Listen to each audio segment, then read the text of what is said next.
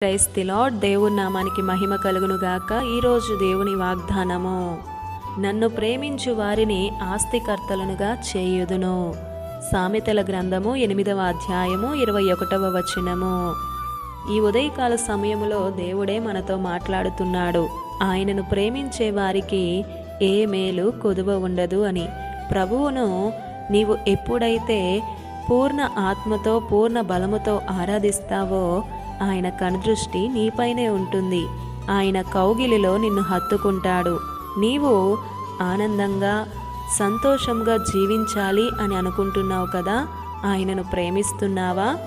ఆయనతో సహవాసం చేయగలిగితే, ఆయనతో మాట్లాడుటకు ఇష్టపడగలిగితే, ఆయన మాట వినడానికి, ఆయన సన్నిధిలో ఉండడానికి ఇష్టపడగలిగితే, నీకు కాపుదలగా ఉండాలన్నా, నిన్ను తప్పించబడాలన్నా నీవు ఆయనను ప్రేమించాలి. అతడు నన్ను ప్రేమించుచున్నాడు కనుక నేను అతన్ని తప్పించేదను అని దేవుడే అంటున్నాడు. మనుషులు నీకు విరోధముగా ఉన్నప్పటికీ అక్కడ ఆయన ప్రణాళికను సిద్ధం చేస్తాడు. ఆయన ప్రేమలో మార్పు లేదు. మార్పు లేని ఆర్పజాలని ప్రేమ ఆయనది. ఆయన నిన్ను ఇంకా ప్రేమిస్తూనే ఉన్నాడు.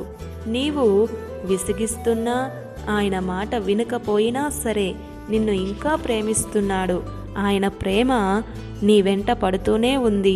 నీవు ఎలా ఎప్పుడు దేవుని ప్రేమిస్తావో విడిచిపెడతావో ఆయనకు తెలుసు. రేపు నీ భవిష్యత్ నీవు ఎలా జీవించగలవో కూడా ఆయనకి తెలుసు. దేవునికి సమస్తము తెలుసు. ఆయన ప్రతి క్షణము నిన్ను చూస్తున్నాడు.